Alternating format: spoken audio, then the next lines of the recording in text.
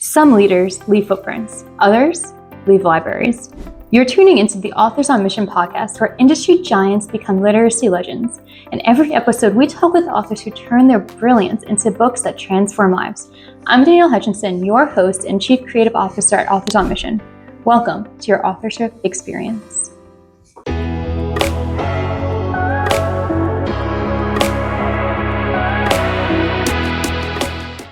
Welcome, everybody, to another episode of Authors on Mission podcast. Today, we have a very special guest, Scott Beebe, who is the author of Let Your Business Burn and creator of the 4-Steps Business Freedom Framework. His journey from SEC football to walk-on business freedom coach has equipped him to have unique insights on liberating business owners from chaos. And today, we're going to have a whole conversation that will transform how you think about purpose in business and the writing process that took Scott from his journey to even farther on in his career. So Scott, thank you for joining us today. Yeah, absolutely, Danielle. Thank you for having me. I know a podcast is a lot of hard work, and I'm grateful that you would share it with me.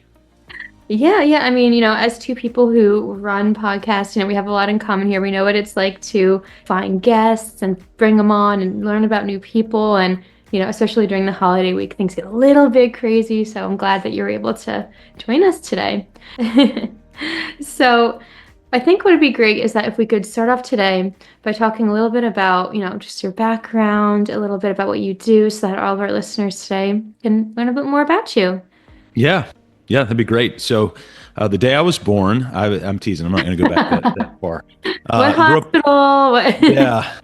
I grew up all over the country. My dad is an engineer, so we kind of followed his work and promotions and all of that, kind of literally around the country. I was born East Coast in D.C., and lived at one point in Portland, Oregon on the West Coast, and then back to Greenville, South Carolina, and then a bunch of points in between.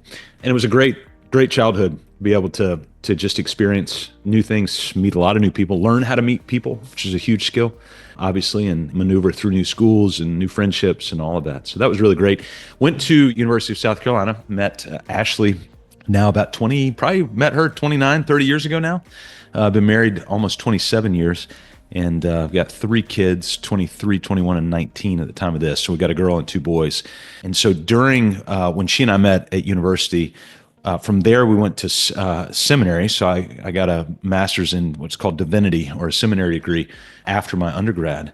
And kind of the start of my life sounds like a really bad joke, because I was a telemarketer at once, a pastor for a little bit, and a drug salesman for a while. And so if you add all that together, you kind of are like, wow, all right, that's unique and different and whatever. So anyway, that was a little bit of the foundation of my life and all of that. And then as we started to sort of grow in these professions, I also did a little stint with a non-governmental organization and learned a lot through that. So all of that experience, and throughout that entire time, I had mentors around me who were really just speaking wisdom into my life. And around 2003, 2004, I had a couple of mentors, Mike Barnett, Bob Roberts. These 2 guys really put the discipline of reading into me. I had started to read while I was in master's program. Believe it or not, I didn't read much before then, only a couple books cover to cover by the time I graduated college, which is totally embarrassing. But the reality is I then got sort of invited into it, and then started to understand, wow, if I want to meet interesting people and spend 6, 7, 8 hours with them and find their deepest, darkest ideas, then let me just read their book, because you can really start to uncover a lot of things about them. So that's where I got started in all of that. And then in 2015, we actually started our business on purpose. Now we spend our days liberating owners from chaos to make time for what matters most. Yeah, well, first off, I'd like to say, you made me laugh before by saying all the different, paths that you've taken in your life. And what I've come to realize is that you've had many different paths, many different careers. And that made me laugh before because, it's almost like a Forrest Gump type story. You started in one career, you went to a whole nother one, and now you ended up where you are today. And I think it's incredible because the more people that I talk to, the more I realize that the more experiences you have in life, the more sort of, I guess, well-rounded you are, that brings you even higher in your career, just because you have just that many more experiences and that many more things to build upon in your industry. So I think that's really cool. I guess what I'd like to ask is, how did these different, experiences actually shape where you are, and how did that kind of frame your mindset for business coaching? Like, for example, being a football player definitely probably taught you some type of discipline and strategies. Same with, I guess, salesmanship. So how did that influence sort of the tips that you Yeah, today? if I were to segment everything out, I think growing up the way that I grew up, being able to maneuver and meet all sorts of new people, that was a skill set in and of itself.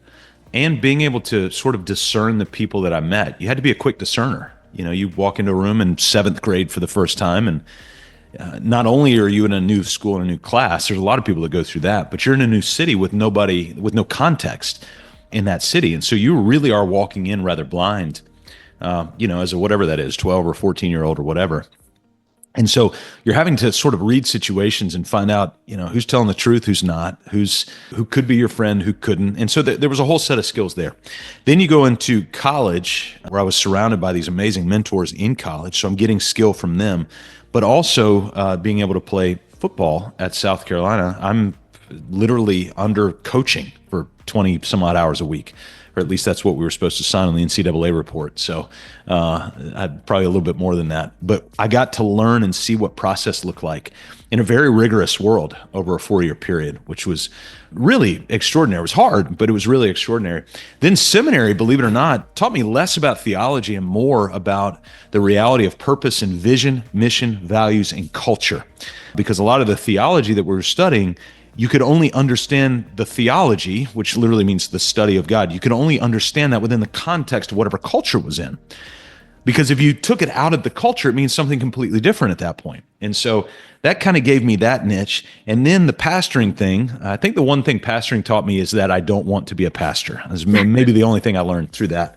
But going through and working in business for a little small subsidiary of Thomson Reuters back in the day, that's where I was doing telemarketing, selling to CPAs and CFPs. And then also at my time with Pfizer, and doctors were my customers at that point. And the regiment training of college football, the regiment training of Pfizer, those two things allowed me to see that if you can take a situation, sort of process it into a simple methodology for others to grab hold of it, all of a sudden we can get others to do those things. We can scale our time and we can serve more people in the things that we're doing. And so I would watch classes of 50 and 100 new salespeople come in, and yet only 5 people were teaching them. Like, this is extraordinary to see the scale and the scope. Well, why? Is because they wrote things down. They wrote things down. And so the power of writing things down is a book. I actually just finished my first ever book list, and I need to go find the name of this book. I think it's called Write It Down or Writing It Down or something like that. But this is an incredibly valuable skill, the value of writing things down, not just for yourself, but it brings value to other people downstream. So I would say that all of those things leading up to when we started this business in 2015, they sort of had their own little moments. But if I had a thread of all of that, the gift was that somebody wrote something down and I got to read what they wrote. And by doing that, it gave me perspective to be able to bring those things in, be surrounded by those people to bring me those new writings. Then I could start to kind of put those things into place. I like that you brought that up because, our audience right now, they're thinking about writing their own books. They're thinking about, how they've had their own experiences and they've been learning from mentors, just like you described, right, throughout their whole lives. And they want to take that experience and put it into words on a book so they can share it with everybody, whether it be for legacy or, credibility purposes, anything. Right. The funny thing is, since you mentioned you weren't sure the actual title of that book, I just did a quick search on Google right now. I typed in Write It Down Method book, and you wouldn't believe how many types of books just popped up right there. But I guess that just goes to show that it's really just a tip that anybody should know, right? If you think that you have something valuable that you've been practicing, it's been working for you, write it down. You never know what's going to come of that content. Is that sort of what started to inspire you to write, your own book, right? To just get it down on paper and see where it led, or did you have more of an intentional? So I think there were a couple of things about it. By the way, I found the book. It's called The Power of Writing It Down by Allison Fallon. It's a great little book. Gotcha. Read it, I think, a couple of years ago. Here was sort of the genesis of writing Let Your Business Burn, the point of it. Yes, I had been schooled that a book is a powerful business card. And so I'd heard that. If you're in a professional services industry, you want to display some level of technique to your market, then writing things down into, whether it's a PDF, a book, whatever, some sort of capsulized document where somebody can grab it and consume it. And so I thought, okay, that's great. I want to be able to do that. For me, though, you mentioned legacy earlier. the idea that I could have something bound that maybe 3 or 8 or 9 generations down, somebody might just want to peel that thing open and just see what somebody way down the line in their genealogy had thought. That to me is really powerful, because I'm of the conviction that life tends to flow down generations. We've got generational tendencies and biases and all of these sorts of things. And so if I can take some things, and hopefully they're good things, and encapsulate them into something that's bound, maybe that will have some meaningful impact generationally downstream from a legacy standpoint. So that was probably my overarching priority.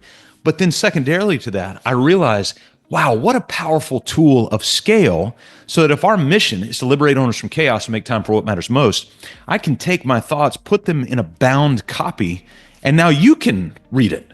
And so I don't have to sit down with Danielle for 8 hours and sort of write out my manifesto or, sort of explain it. But instead, you can take this on your own time, or audiobook. I actually read my own audiobook, so you can even hear it in my voice, me talking to you about those things. And I just think, if you really stop and think, I think it's extraordinary when people are kind enough to take their time and go write their thoughts down. You might think, well, they get paid for it. Yeah, but not much. I mean, not much. I think we sell 3 or 4 or 5 books a week. I think we make a couple $100 a year. Like, we're not making a living off of this. What we're making a living off of is when we start to get to connect people through the medium of that book. And there's power in that we can sort of live on. So it's a real scale opportunity, but I don't want people to hear like 10x scale. I want people to hear relational scale for whatever your mission is, to be able to get that message out around the impact of your mission.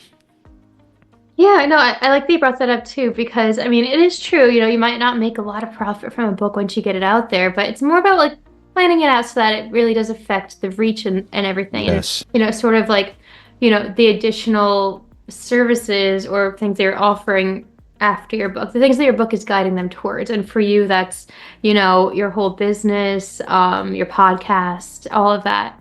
So, knowing the reasons you wrote your book now, I guess, it's very worth it to talk about exactly, how are you saving people from chaos? Like, what are some of these tips? And I'm sure that, our listeners right now, they're very curious about it, and they can definitely pick up your book or look at your own audiobook too, to hear it from your own voice. But as a quick snippet, like, what's like sort of like one main message that we can kind of take home?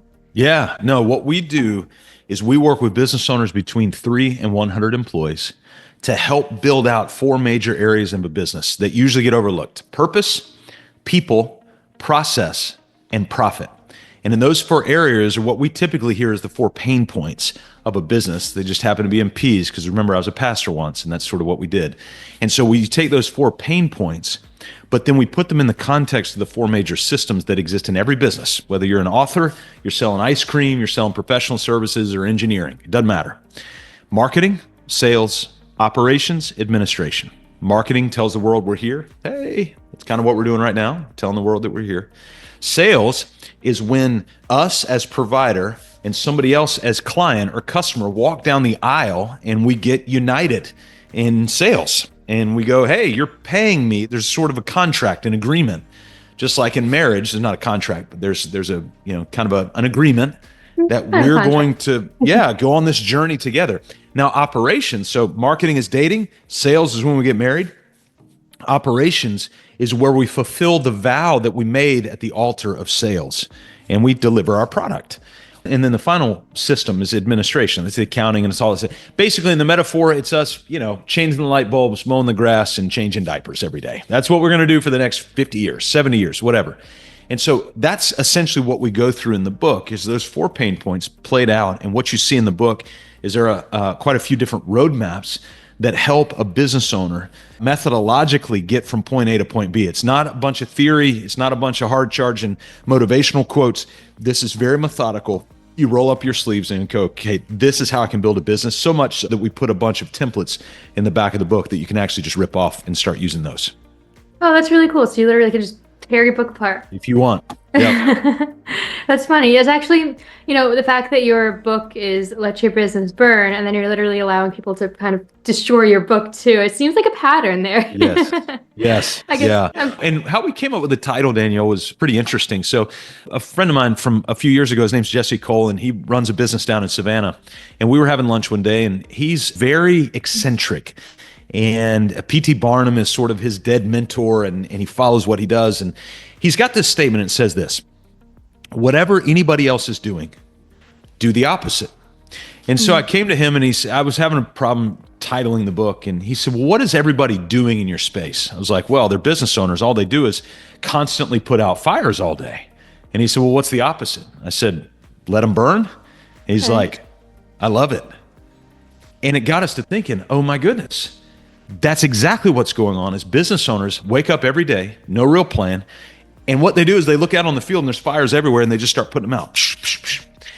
And what we found is what's actually going on is they're stroking their own ego, because those fires are easy to put out, but they're actually not getting anything done. And so they feel busy, but the busyness is actually masking them from the real work that needs to get done. And so instead, just let those fires burn, because 90% of them will burn themselves out if you'll just let them go. But too many times what we do is we see a fire and we're like, I can fix that. Usually fire comes through email and whatever. I can fix that. And what we've found is if you just stop sending email, you'll stop receiving email. It's magical how that works. There's a guy named Cal Newport wrote a great little book called A World Without Email. It's not his best book. His best book's Deep Work, but A World Without Email is a really, really good title of a book. And it helps us to understand all these things that distract us from the real work. And so the real work is for me to be able to sit down and start to build content and roadmaps so that we can liberate owners from chaos. The real work is me getting out in front of people and giving them stories about liberation from chaos, which also means the real work is me doing all the behind the scenes to get on those stages so that we can tell those stories so that we can deliver this content. That's the real work. The real work is not all the little petty things that come in. Those fires, we just need to let those burn.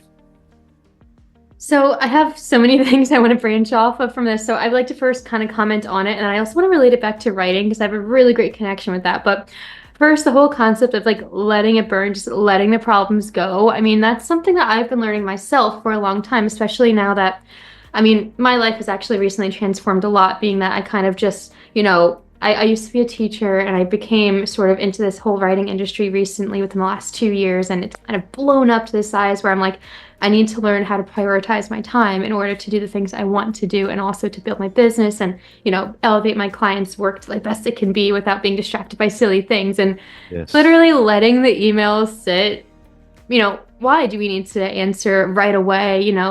Maybe, prioritize what needs to be said and when. I love that.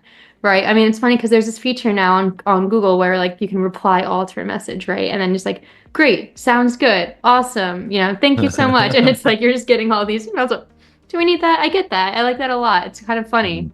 And I feel like it also relates to just everyday life too. Like sometimes, you see something that you're like, okay, those dishes need to be cleaned, but do I need to do that now? Or is it more important to maybe just like spend a minute to relax or to finish this other project, right? So yeah, I like that. It's prioritizing in business, and in real life too, it can apply to that.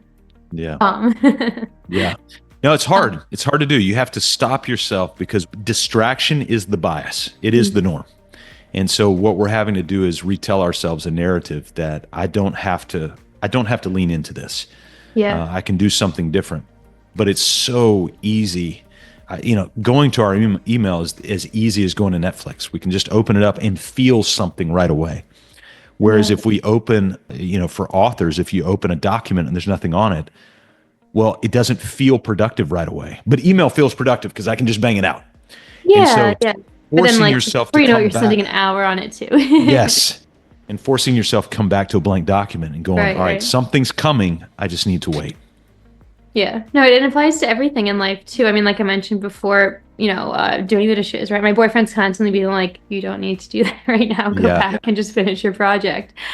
But, relating it directly into writing, one of the funniest things that I'm sure you've heard before is the concept of like, write first, edit later, right? And that's Yes. something I tell all my clients because, we'll be working on a chapter perhaps, and I'm waiting to, hey, like, are you done with this certain chapter? I'm ready to edit it when you are. They're like, no, I'm still doing it. I'm like, are you writing it or are you editing every sentence that you're putting in there, right? Yeah. So it's Yeah. kind of funny, like, you need to prioritize that just even within the writing process, right? Like, just get your ideas on the paper, just like we talked about before, like, just write, Yeah. and the other steps come later. That's why you have a team on your side to help you with it too. So it's kind of funny that it relates to that. That's good. Yeah. Going back into more of the, different steps that it took you to writing your book. You also worked with the team, I'm assuming, correct? Like maybe some editors, maybe some consultants. I'm kind of Yes. So curious. we had an editor. Remember, I was self-publishing this, and so we were kind of doing this on a shoestring as much as we can. We found an Mhm. editor that we got, sort of a friend of a friend that we got connected with, and that process was okay. That process could have been a lot better. It was just sort of okay. It wasn't fun. We ended up having to go back after our book was in print, and like re-edit it because there was a lot of just Mm. it's just kind of frustrating things. And so it's one of those things that being somebody who likes to write and create, the moment it's written and create, and we have a core value in our business called 85-15. And what it means is this: the business is going to give you 85% of what you need. The 15% is on you. And part of the reason we came up with that value is because that's how I operate. Is I come up with about 80% of what's needed. In the digital online world, a lot of people called it the MVP, or the minimally viable product. And I think that's kind of what you're talking about. Just get the product get it out on a sheet of paper. Yes, we do need to doll it up a little bit before you get done. Well, what happened in our situations, I just kind of got it out, and then my gas is spent. Like I'm out. It's all out on a sheet of paper. And that's where I want somebody to kind of, I need to be able to push a button, and then somebody else is there to do all that stuff. Well, there was way too much that was still demanded of me in that process, rather than me just being able to go, hey, here's my voice. If you want my voice, read the book. Like, just you got 200 something pages to grab my voice. Listen to the 400 podcast episodes I have, but I can't meet once a week for like an hour or whatever. Like I can't. I'm out of gas. And so I think there's value in understanding. There's a great tool called Working Genius by Pat Lencioni. He's got a book on it too. I think the 6 types of working genius. And it's a tool you can take. It's not expensive at all. It's worth taking, especially if you're a writer, because what you can do is it gives you 6 types of geniuses: wonder, invention, discernment, galvanizing, enablement, and tenacity. And you're really only 2 that are your genius. 2 are your competencies, and 2 are your frustrations. Well, for me, wonder and invention are my geniuses. That's what I'm really good at.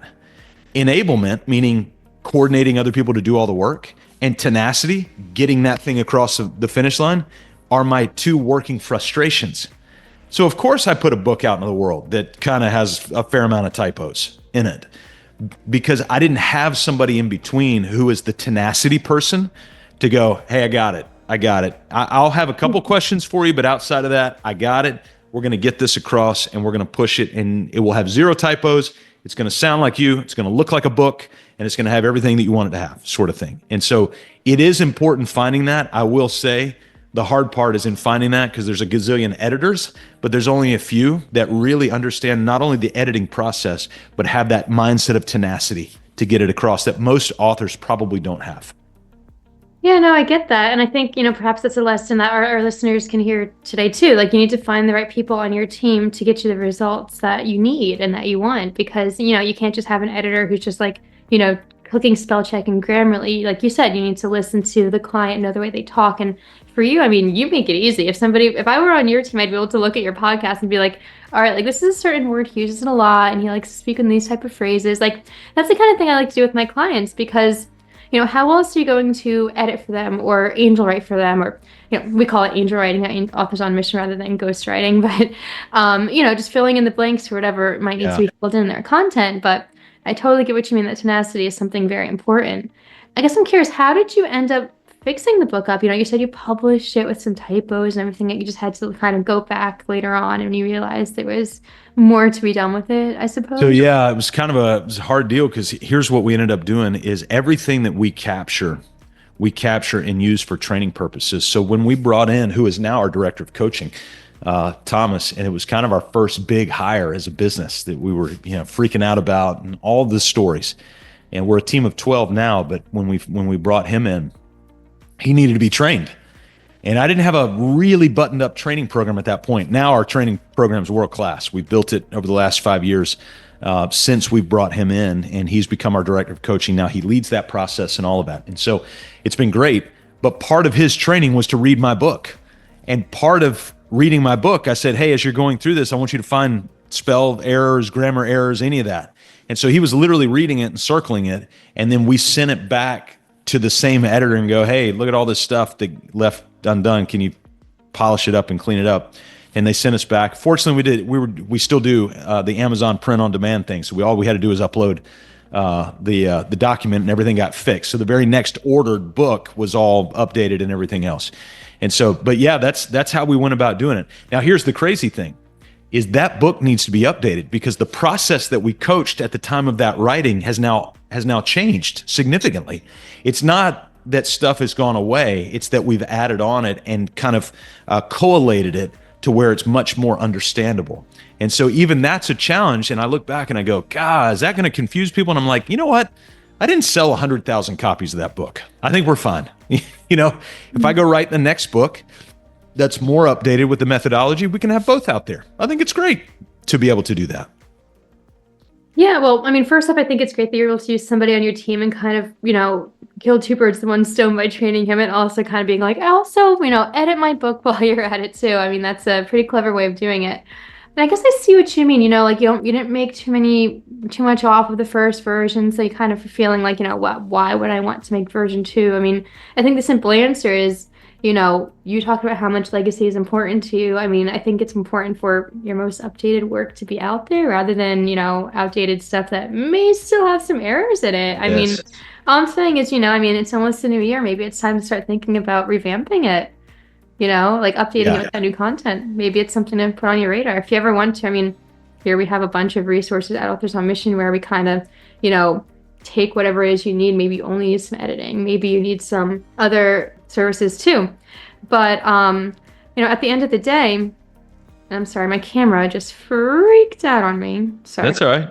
You saw that, right? It just changed. It just zoomed in for no reason. Let me just rewind that for a second. All right. What I want to offer is, if you do want to revamp your book and make version 2, all you have to do is, reach out to your team. We at Authors on Mission, we have packages tailored to whatever you might need. Maybe you only want some editing. Maybe you want to ghostwrite some more updated information. But, regardless, if you have the right people on your team, it could be quick, easy, affordable. And just, you want to have the right message out there, not outdated content. So it might be something to think about in the new year. Yeah, that's good. Yeah, and I mean, we have listeners right now who are also considering doing the same things. They want to write their book. Maybe they also have content out there that needs to be updated. But at the end of the day, we don't have time. You said yourself, you don't have the hour of time. But I have a lot of clients who just, they send me a voice recording every now and then on their phone, even as they're driving to work or in between meetings. And that's sometimes all we really need, shoot each other a quick email. It kind of goes back to what you're saying before, like, don't spend time on little tasks if it's not needed. I have a lot of clients who I actually have only met with like once, and we just kind of like shoot messages back and forth, and they're extremely happy because I'm able to use the voice memos they send me or just like the way that they speak to kind of tailor it. So just a thought to put out there into the world. That's awesome. That's awesome. Yeah. So going back to sort of what you do, we haven't touched upon your podcast, so to all of our listeners right now, he also has a podcast out there, and I think it's important for you to talk about, what exactly do you talk about on your podcast, about, allowing business owners to get out of that chaos.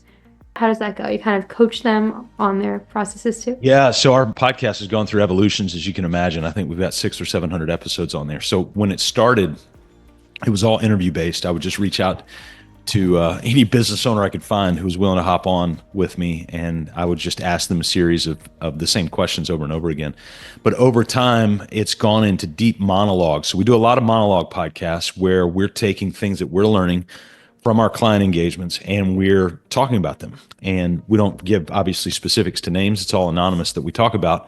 But nonetheless, it gives us an opportunity to be able to take real life situations, and then to be able to maneuver those out so that people can understand the principles of what's needed to be liberated from chaos, make time for what matters most. This year, we did something unique called Tuesday's Tools on Purpose. And one of our coaches, Patrice, would interview all sorts of people that were just using interesting tools.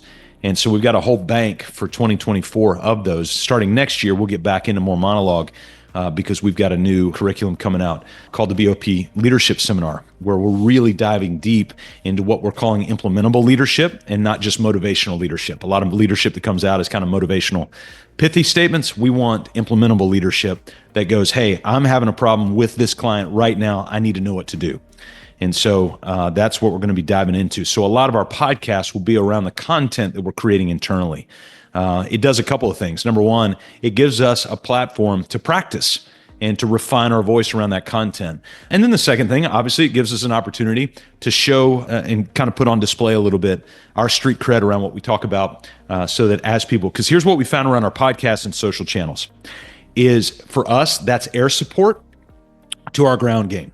And so we're in a long-term coaching relationship that's not just, a couple $100 here and there. Like, this is a long-term engagement that is investment over time, and it's an investment that is far worth it over time. But people need to get to know us, and we want them to get to understand the method and the message that we have to be able to do that. And so we found that the podcast and our social channels act as air support to the ground game of us getting out. And so we still go speak 50, 60 times a year in front of people face to face. But we also realize that once they're done, they're going to go look us up. And so if we have that content there, then the air support gives us some street cred for the ground game. Hey, I mean, I like that you're able to do that. You have credibility and resources coming in from all directions now. So that's a great way you strategize it, between the podcast and the book and that too. I mean, to all of our listeners, model it after that, right? And is this available to anybody who wants to sort of take totally free. Awesome. Yeah, Totally so if free. you want, you could send us the links or let our audience know right now so we can kind of throw it in there in case anybody's interested in joining in on that. Yeah, that'd be great. Definitely.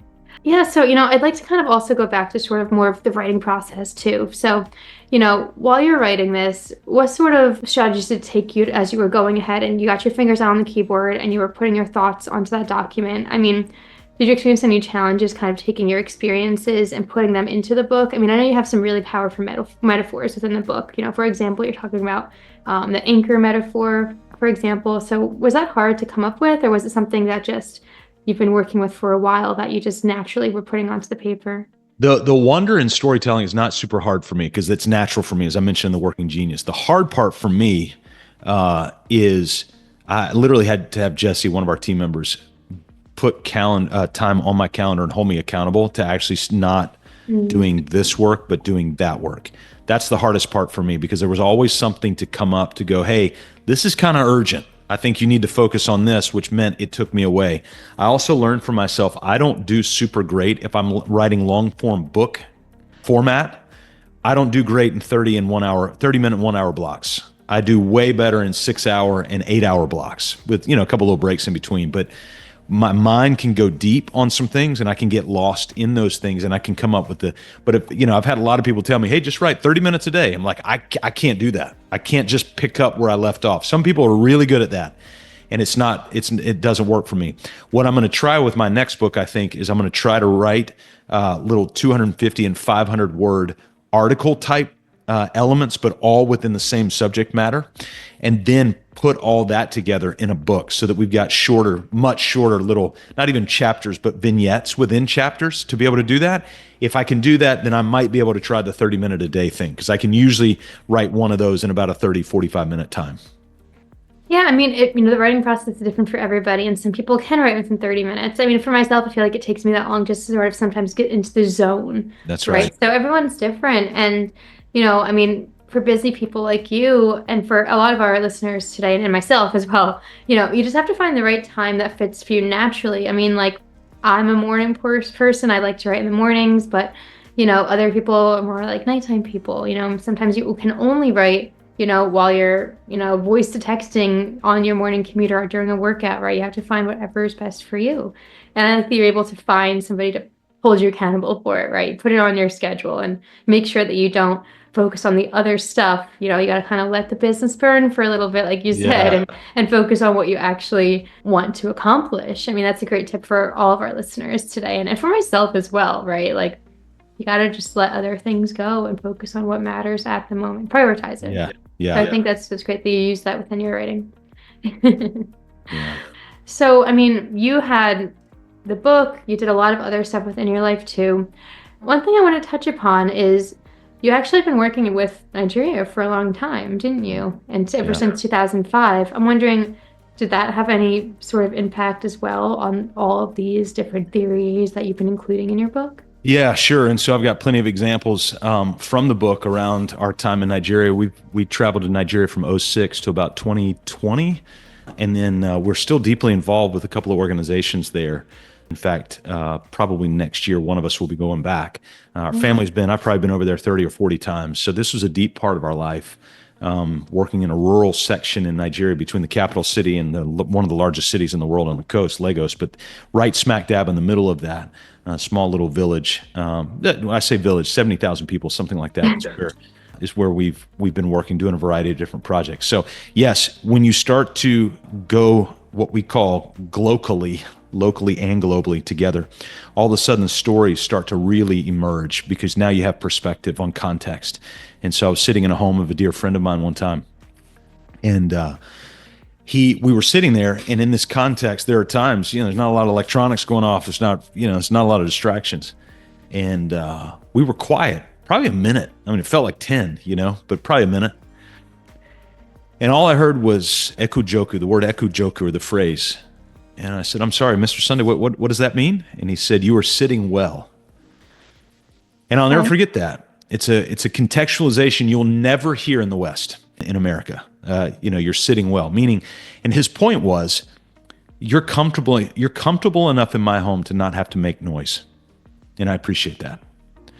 And so that would be a great little phrase for an author is ekujoku. You're sitting well, to just sit there and allow yourself the time, the space, all of that, just to be able to write, just to be able to get some of that creative thought out. And sometimes you just need quiet to be able to do that. Stillness and solitude are highly underrated. We need to start practicing those things more.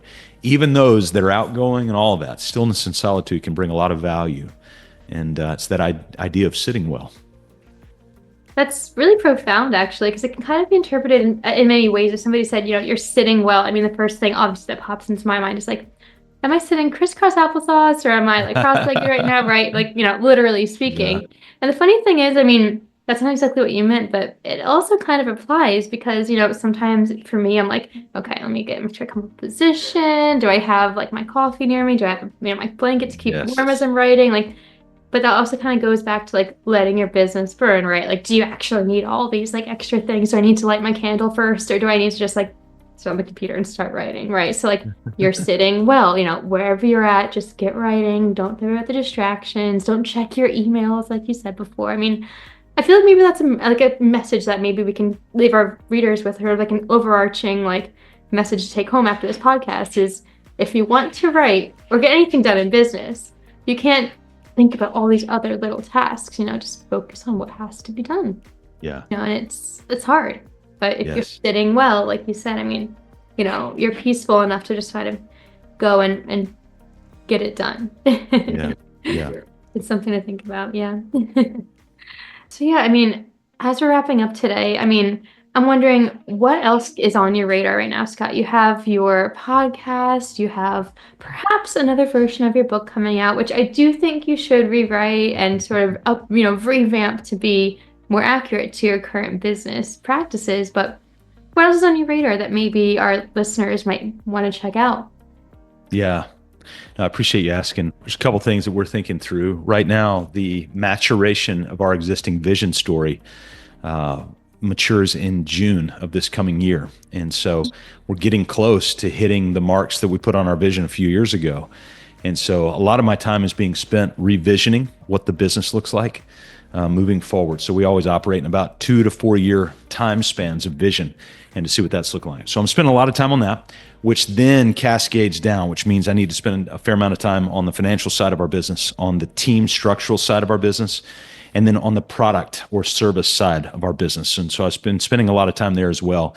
We want to constantly be innovating new services that we offer into our existing channels and clients. So it's not like we're upselling all of our clients. That's not the point. It's that we're upvaluing them because we're bringing new service into their existing setup, their existing engagement. And so that's been really a joy. But that's where this idea of implementable leadership came in, because we've just read so many books and resources where we leave and we're like, oh man, that was a great statement. That was an awesome thing. And then we're like, I don't know what to do with that because I've got a customer issue right now. And I don't know how to leverage any of that for my customer issue. And so we're really trying to get leadership that's always been in outer space and get it down on the ground in the weeds to where our clients can actually grab it and do something with it. So a lot of curriculum building right now. Okay. Well, yeah, I mean, that's all exciting stuff. And listeners, be sure to check it out. Where can they find more information on that? Is it on your website or? Yeah, if they go to mybusinessonpurpose.com, they can check out all of our stuff there. And if they want to have sort of an assessment of the back end systematic health of their business, they just go to mybusinessonpurpose.com/healthy. And right there, there's about a 5-minute assessment.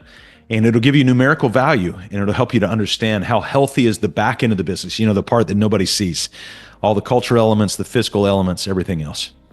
Okay. Well, everybody, you heard it right there. Check it out because, maybe you might not even know how much you need these services until you actually go and you take that assessment, you check it out. And that, again, that kind of goes back to our whole message here of letting your business burn, think about what actually needs to be done. And sometimes it's checking in on your business, right? And seeing, what kind of fires need to be put out and what kind don't. So checking out your services is definitely, important. So yeah, I think that kind of wraps up everything today. And listeners, we've learned a lot from Scott, and we've learned a lot about, putting other tasks aside, focusing on what needs to be done, on your business, and just, all in all, sitting well, which is another important thing to take care of. So, Scott, I thank you so much for joining us on this podcast today. At Authors on Mission, we love to have, authors and people of all walks of life come on and just talk about their stories and, help our listeners have advice and learn from it for their own purposes and their own lives as well. So thank you for that. Good, Danielle. Thanks so much. Yeah. And, to all of our listeners today, as you know, Scott's message about moving from fighting fires to building a business and matters that resonate deeply with our mission to help entrepreneurs find their purpose. And as Scott says, sit well and just, let the fires burn and do what you need to do to continue your own journey in whatever way that might be. So continue to join us next time. And if this story inspired you to write your own book as well, reach out to Authors on Mission. And again, check out Scott's website as well for, just to check in on your business and see what kind of chaos he can help you resolve too. So with that, Scott, I hope you have a great rest of your day. Happy holidays, Happy New Year. And thank you for joining us today. Thanks, it's been a Danielle. pleasure. Appreciate it. Yeah, me too. All right. Well, have an amazing night. We'll see you next time. Bye. This is Danielle Hutchinson reminding you that somewhere, someone needs the book that only you can write. Visit authorsonmission.com to start your legacy. Until next time, keep leading, keep inspiring, and keep thinking in chapters. Have a great day.